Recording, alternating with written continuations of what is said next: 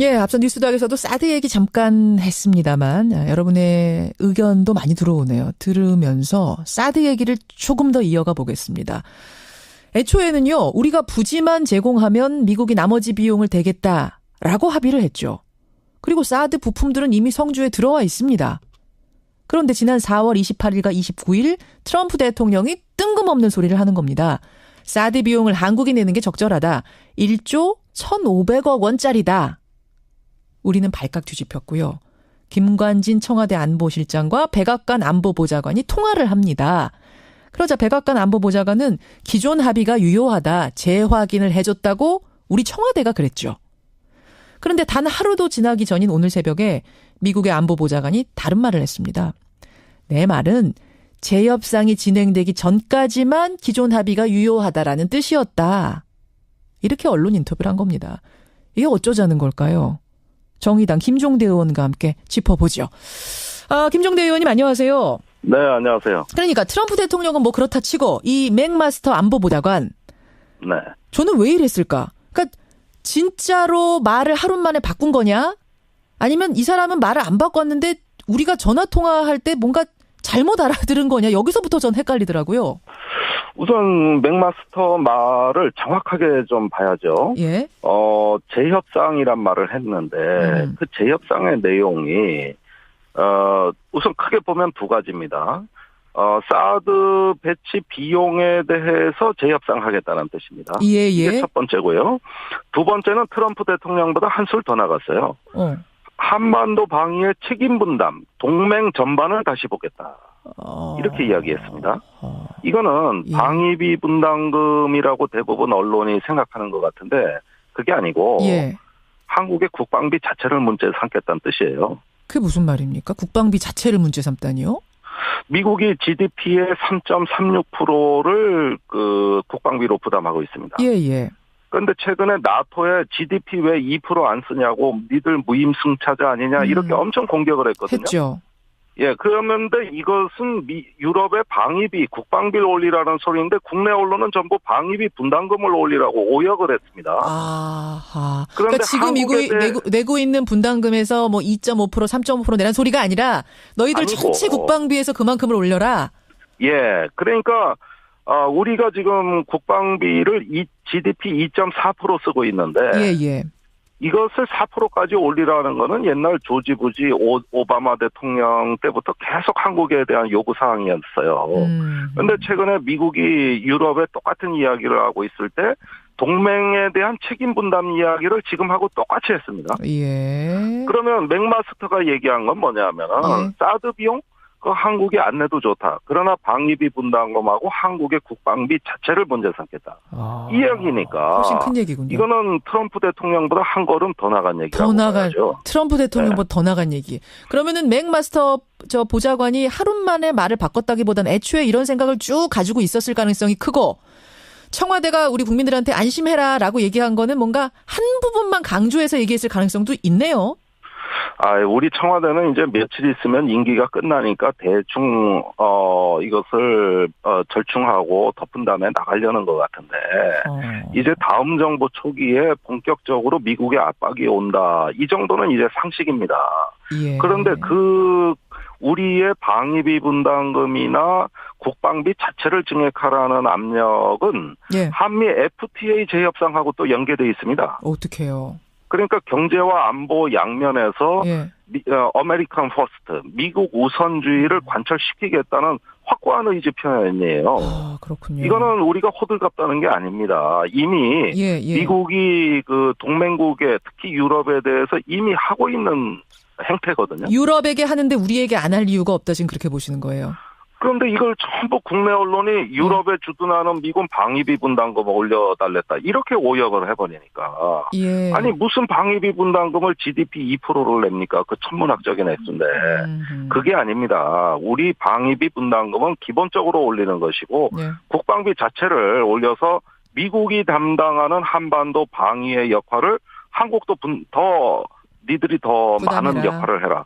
이걸 책임 분담이라는 용어를 쓴 것이지 버든 쉐어링이라는 용어를 쓴 게 아닙니다. 그건 방위 비분담금이고 네. 지금은 책임 분담을 얘기하고 있어요. 그러면 지금 이 사드에 대한 얘기는 그냥 비용 내라 이렇게 단순하게 볼 문제는 아니라고 보세요. 이거는 그러니까 다른 것을 위한 그냥 포석이라고 보시는 거예요? 정말 내란 소리는 아니고? 자, 이 사드는 다음 내년입니다. 예. 그 방위비 분담금과 국방비 증액 압력을 위한 협상 수단이라는 것을 분명히 했습니다. 그러니까 잠깐 내년부터 아니 정확히는 2019년에 저 방위비 분담금 재협상 하는 거 아니에요? 그걸 2018년에 하는 겁니다. 2019년부터 적용될 그런 거군요. 방위비 분담금의 규모를 2018년에 협상을 하는군요. 예. 네. 근데 이제 그거 시작되기 전에 지금 뭔가 좀 포석을 까는 겁니까? 예, 포석을 까는 건데 단순히 방위비 분담금에 그치지 않을 것이다. 우리가 동맹 비용이라고 할 때 방위비 분담금은 오히려 가장 규모가 작은 분야입니다. 미국의 1년에 2조 내지 3조가량 무기 도입 비용으로 이미 지출하고 있고요. 예. 그다음에 미국의 기지 조성에 우리가 100억 달러, 10조 원이 넘는 돈을 썼거든요. 예. 자, 이렇게 큰 덩어리들이 있는데 1년에 1조 원이 채 못 되는 방위비 분담금 하나만 가지고 미국이 대통령과 국가안보보좌관이 나서서 저런다? 그것도 사드를 빌미로 겨우 몇천억 올리려고? 이거 아니거든요. 이걸 우리가 정확히 좀 알아야 되겠죠. 훨씬 큰 파일을 지금 노리고 있다. 이 말씀이에요. 그렇습니다. 예. 혹시 이게 그 사드 도입하기로 결정하던 단계부터 뭔가 어차피 이렇게 하기로 밀실 협상이 있었던 건 아니냐 이런 의혹도 나오더라고요. 심상정 후보도 그 얘기를 강하게 하시고 어떻게 생각하세요? 밀실 협상이 있었다고 저는 확신하는 것이 저희가 처음에 트럼프 대통령의 그 한국의 10억 불 부담 이야기가 나오고 여러 경로로 미측에 물어봤어요. 예. 근데 미측은 아니 26일 날 새벽에 갑작스러운 배치는 절대 미국이 일방적으로 결정한 거 아니다. 그렇게 얘기를 해요? 예, 미국 계획도 아니다. 미국의 누구랑 얘기가 닿으셨어요? 그거는 밝히기 어렵습니다. 책임 있는 어떤 사람하고 얘기를 하신 겁니까? 가장 책임 있는 분입니다.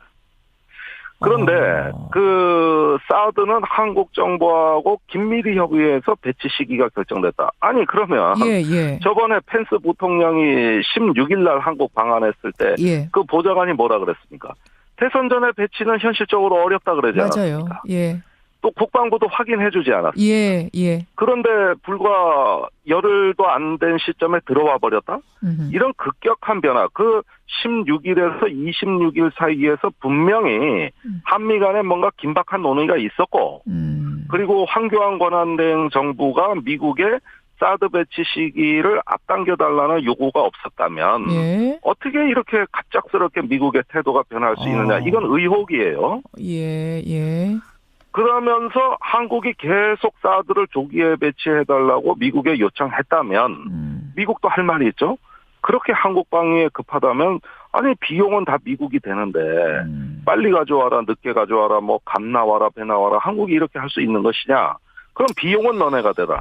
이런 맥락 속에서 나온 정서적인 환경이 조성된 것이라고도 볼 수 있죠. 만약 그 지금 추정이 맞다면 그럼 왜 황교안 총리가 그렇게 빨리 들어오라고 우리가 먼저 요구했을까요? 이유가 있어야죠. 원래 이 사드는 연말이나 돼서야 배치되는 것으로 국방부 최초 계획이 돼 있던 것이거든요. 그때 돼야지 대통령도 자리 잡고 사실은 좀 안정적이 되지 않습니까? 여러모로. 예, 그리고 미국의 그 백악관 외교정책보좌관이 16일 날 뭐라 그랬습니까? 한국의 차기 대통령이 결정할 사안이고 맞아요. 그 전에 배치하려고 보니까 몇 가지 문제가 있더라. 이렇게 얘기했습니다. 그러니까요. 저는 지금 궁금한 게 그런 상황 속에서 왜 10일 만에 급격하게 변화가 있었느냐. 아마 우리가 요구했을 거다. 황교안 총리가 요구했을 거다. 왜 요구하냐고요. 다음 정부에 대한 불신. 내지는 또 어떤 현 대선에서의 사드 대선으로 표상되는 어떤 안보 대선. 영향력을 미치고자 했다. 그런 정략적인 어떤 그 의도는 혹시 있는 거 아니냐는 의심도 해볼 수 있습니다만 무엇보다도 이 사드 조기 배치에 목을 매면서 차기 정부의 그 결정권을 넘겨주지 않겠다는 이런 안보주의자들의 어떤 그 굉장한 집착이 대선 시작 전부터 있었던 건 사실이거든요. 그러니까 뭐 대선에 영향력을 끼치고자 한 걸 수도 있겠지만 그것보다도 차기 정부가 들어서면 어떻게 될지 모른다. 근데 사드는 반드시 놔야 된다라는 어떤 그런 지금 집착이라고 표현하셨는데 뭐 다른 말로 하면 소신이 될 수도 있겠고 이런 안보관이 될 수도 있겠고 그래서 밀어붙인 거 아니냐라는 생각을 하시는 거의 뭐 사드에 대한 맹신의 수준이 이건 뭐 완전히 신념화 종교화된 수준까지 가가지고 저는 이게 좀 기이할 정도예요. 왜 저렇게 사드에 목숨을 거는지 정말 모르겠습니다. 알겠습니다. 뭐 사드 찬반 논의는 일단 둘째하고라도 지금 절차상 도대체 뭐가 어떻게 되는 건지 국민들이 알긴 알아야 되겠거든요. 답답해요. 비밀 협상 내용을 밝혀야죠. 비밀 협상. 예. 누가 밝혀야 됩니까 이건? 물론 차기 정부는 누가 집거나 하더라도 이 전 과정을 재조사하리라고 봅니다. 예. 그런데 제가 어제 성주에 내려갔습니다만 예. 완전히 전쟁터예요. 그래요. 지금 부상자만 20명이 넘게 나왔는데 아니 그 150명 사는 마을에 8,000명의 경찰 병력이 와가지고 예. 가가호호 다 통제하고 그 사드가 들어왔다는데 그 양상을 자세히 보면 이건 누가 보더라도 도저히 정상적으로 결정할 수 없는 무언가 긴박성이 게재됐고 또 그로 인해 가지고 정말 그 비상식적인 일들이 벌어지고 있는 건 한눈에 확인이 됩니다. 알겠습니다. 현장에 가보면 다 알아요. 그래요. 자, 지금 정리를 좀 해보겠습니다. 그러니까 사드 비용 내라는 정도 수준을 넘어서 방위비 분담금 내라 수준도 넘어서 국방비의 훨씬 많은 부분을 니네가 담당해라. 우리 부담 좀 덜어다오라는 큰 의미를 깔고 있는 것이다. 이 말씀인 거죠? 예, 맥마스터가 말한 내용을 그 단어와 용어를 정확히 분석해보면 이거는 분명히 이제 한국의 국방비를 늘리겠다는 데까지 나아가 있습니다. 여기까지 해석 듣겠습니다. 김종대 의원님 고맙습니다. 네, 고맙습니다. 정의당 김종대 의원이었습니다. 앞서 PA 재협상하고 또 연계되어 있습니다. 어떻게 해요? 그러니까 경제와 안보 양면에서 아메리칸 퍼스트, 미국 우선주의를 관철시키겠다는 확고한 의지 표현이에요. 그렇군요. 이거는 우리가 호들갑다는 게 아닙니다. 이미 미국이 그 동맹국에 특히 유럽에 대해서 이미 하고 있는 행태거든요. 유럽에게 하는데 우리에게 안 할 이유가 없다 지금 그렇게 보시는 거예요. 그런데 이걸 전부 국내 언론이 유럽에 주둔하는 미군 방위비 분담금 올려달랬다. 이렇게 오역을 해버리니까. 아니 무슨 방위비 분담금을 GDP 2%를 냅니까? 그 천문학적인 액수인데. 그게 아닙니다. 우리 방위비 분담금은 기본적으로 올리는 것이고 국방비 자체를 올려서 미국이 담당하는 한반도 방위의 역할을 한국도 니들이 더 많은 역할을 해라. 이걸 책임 분담이라는 용어를 쓴 것이지 버든 쉐어링이라는 용어를 쓴 게 아닙니다. 이게 어쩌자는 걸까요? 정의당 김종대 의원과 함께 짚어보죠. 김종대 의원님 안녕하세요. 네, 안녕하세요. 그러니까 트럼프 대통령은 뭐 그렇다 치고 이 맥마스터 안보보좌관 저는 왜 이랬을까? 그러니까 진짜로 말을 하루 만에 바꾼 거냐?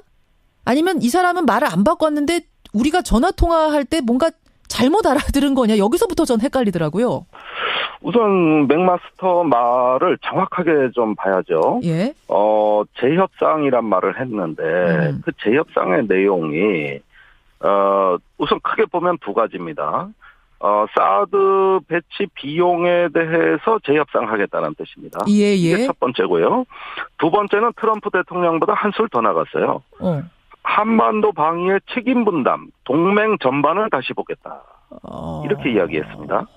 이거는 방위비 분담금이라고 대부분 언론이 생각하는 것 같은데 그에 대한 책임 분담 이야기를 지금하고 똑같이 했습니다. 그러면 맥마스터가 얘기한 건 뭐냐면 사드 비용? 그 한국이 안 내도 좋다. 그러나 방위비 분담금하고 한국의 국방비 자체를 문제 삼겠다. 이 이야기니까. 훨씬 큰 얘기군요. 이거는 트럼프 대통령보다 한 걸음 더 나간 얘기라고 봐야죠. 트럼프 대통령보다 더 나간 얘기. 그러면은 맥마스터 보좌관이 하루 만에 말을 바꿨다기보다는 애초에 이런 생각을 쭉 가지고 있었을 가능성이 크고 청와대가 우리 국민들한테 안심해라라고 얘기한 거는 뭔가 한 부분만 강조해서 얘기했을 가능성도 있네요. 우리 청와대는 이제 며칠 있으면 임기가 끝나니까 대충 이것을 절충하고 덮은 다음에 나가려는 것 같은데 이제 다음 정부 초기에 본격적으로 미국의 압박이 온다. 이 정도는 이제 상식입니다. 그런데 우리의 방위비 분담금이나 국방비 자체를 증액하라는 압력은 한미 FT. 앞서 뉴스닥에서도 사드 얘기 잠깐 했습니다만 여러분의 의견도 많이 들어오네요. 들으면서 사드 얘기를 조금 더 이어가 보겠습니다. 애초에는요, 우리가 부지만 제공하면 미국이 나머지 비용을 대겠다라고 합의를 했죠. 그리고 사드 부품들은 이미 성주에 들어와 있습니다. 그런데 지난 4월 28일과 29일 트럼프 대통령이 뜬금없는 소리를 하는 겁니다. 사드 비용을 한국이 내는 게 적절하다. 1조 1,500억 원짜리다. 우리는 발칵 뒤집혔고요. 김관진 청와대 안보실장과 백악관 안보보좌관이 통화를 합니다. 그러자 백악관 안보보좌관은 기존 합의가 유효하다, 재확인을 해줬다고 우리 청와대가 그랬죠. 그런데 단 하루도 지나기 전인 오늘 새벽에 미국의 안보보좌관이 다른 말을 했습니다. 내 말은 재협상이 진행되기 전까지만 기존 합의가 유효하다라는 뜻이었다. 이렇게 언론 인터뷰를 한 겁니다. 이게 아니고 예. 한국의 국방비 자체를 문제 삼겠다는 뜻이에요. 그게 무슨 말입니까? 국방비 자체를 문제 삼다니요? 미국이 GDP의 3.36%를 그 국방비로 부담하고 있습니다. 예. 그런데 최근에 나토에 GDP 왜 2% 안 쓰냐고 니들 무임승차자 아니냐 이렇게 엄청 공격을 했거든요. 했죠. 예, 그런데 이것은 유럽의 방위비, 국방비를 올리라는 소리인데 국내 언론은 전부 방위비 분담금을 올리라고 오역을 했습니다. 아하. 그러니까 지금 미국이 내고 있는 분담금에서 뭐 2.5%, 3.5% 내란 소리가 아니라 너희들 아니고, 전체 국방비에서 그만큼을 올려라. 예, 그러니까 우리가 지금 국방비를 GDP 2.4% 쓰고 있는데 예. 이것을 4%까지 올리라는 거는 옛날 조지 부시 오바마 대통령 때부터 계속 한국에 대한 요구 사항이었어요. 그런데 최근에 미국이 유럽에 똑같은 이야기를 하고 있을 때 동맹의